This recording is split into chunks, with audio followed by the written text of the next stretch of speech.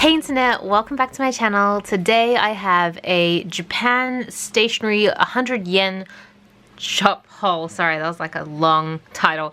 I have two Japanese stationery hauls, but I decided to break them up because I bought quite a lot of stationery from 100 yen shops such as Daiso or Kando. There's actually quite a few in Japan that I found, and this is kind of a collection of stuff I got when I was moving throughout Sapporo and Tokyo. So yeah, different shops, which unfortunately means I can't really tell you which shops exactly things came from, but some of them may have labels on them, so that would help. So yeah, let's just get right into the haul. One thing I really loved about going to the dollar stores in Japan is that they're legitimately just 100 yen. I know that Japan has always had issues around inflation, but in Australia, Daiso, like one item in Daiso is 280, whereas in Japan it's 100 yen. So even when you do the currency conversion, that's like at most like $1, what is it, like $1.30, 40, 50? I mean, like say $1.50. It's still way cheaper than what you get in Australia. This is the first book. What I found really awesome is that they had so much themed material in Daiso.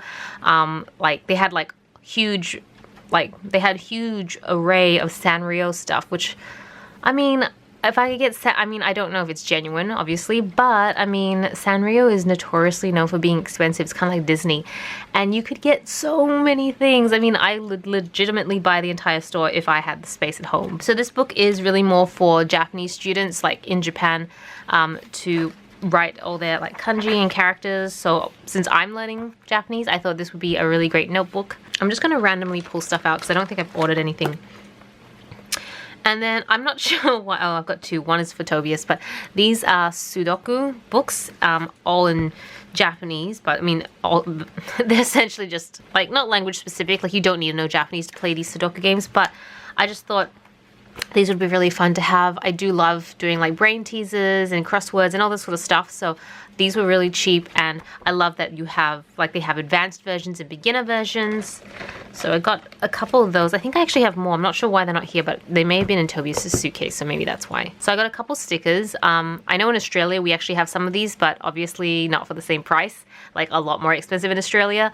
In fact, I almost feel like I don't want to go to Australia Daiso anymore because it's so expensive in comparison. Not that I have a choice, so I'll probably be back next week. So we got masking tapes. You got two of them, which would be really nice. I'm really kind of excited for all these Japanese stickers now because I know that in this year I want to try using a few stickers in my bullet journal selectively, but I do want to start using them.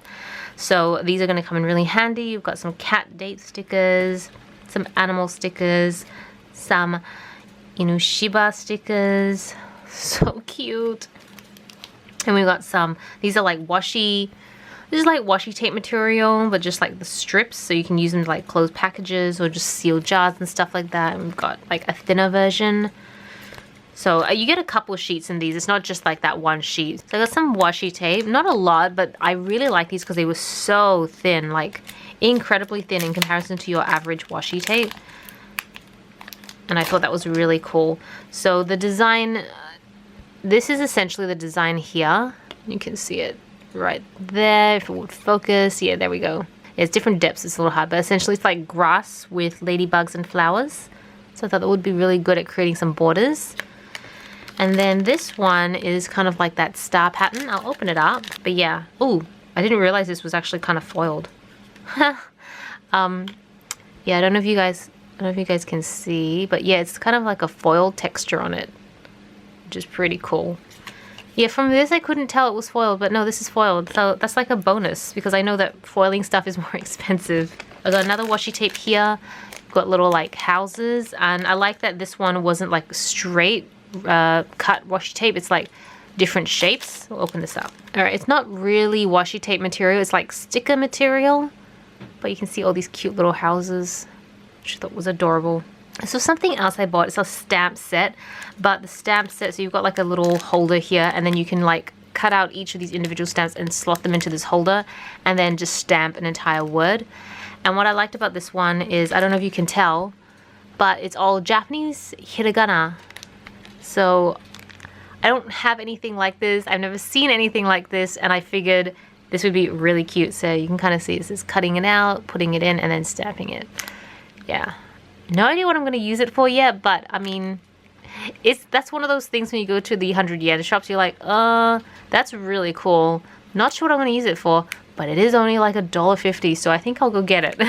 I have a bag of erasers, but they're all like different odd shaped erasers. I think the idea is that you can carve patterns out of them and stuff like that, but I actually just wanted them because sometimes I'm erasing like really fine detail and I just need like the sharpest of corners, and I'm running out of corners because you can only have so many corners in an eraser. So I got like a pack like for like $1.50, a whole pack of different shaped erasers. This would be awesome. So got that. Then I picked up this, which is something I think I have like a Tombow device. It's kind of similar, except on one side it's an eraser, but essentially one side is liquid whiteout here, so you get liquid whiteout pen. On the other side you have whiteout tape. So basically this is a huge pen of just correcting lots of mistakes, but I always need either tape or liquid depending on what I'm correcting, so I thought this would be really handy.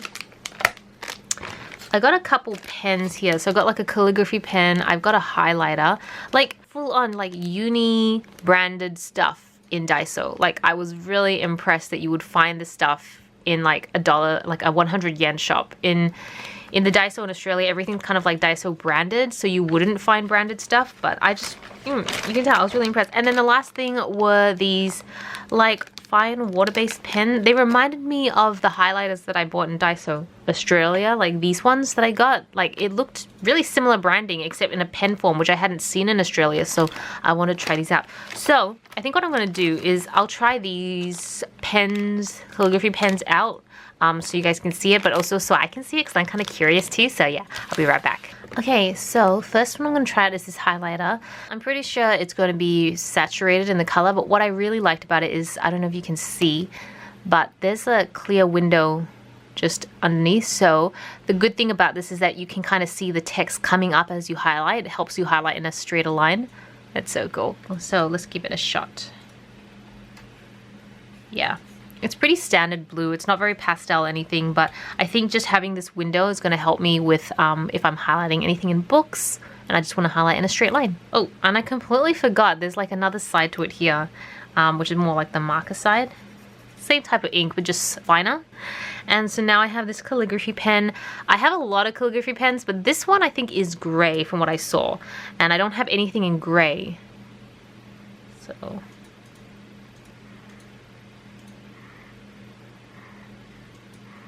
yeah, it works really well. It's very nice. It is felt though, it's not actually a brush calligraphy, so it's not super flexible. Okay, so let's try these pens now. I'm very curious to know what they like. Oh, okay. So this is what the tip's like. It's like a legitimate pen. Let's do 100 yen. Oh, okay.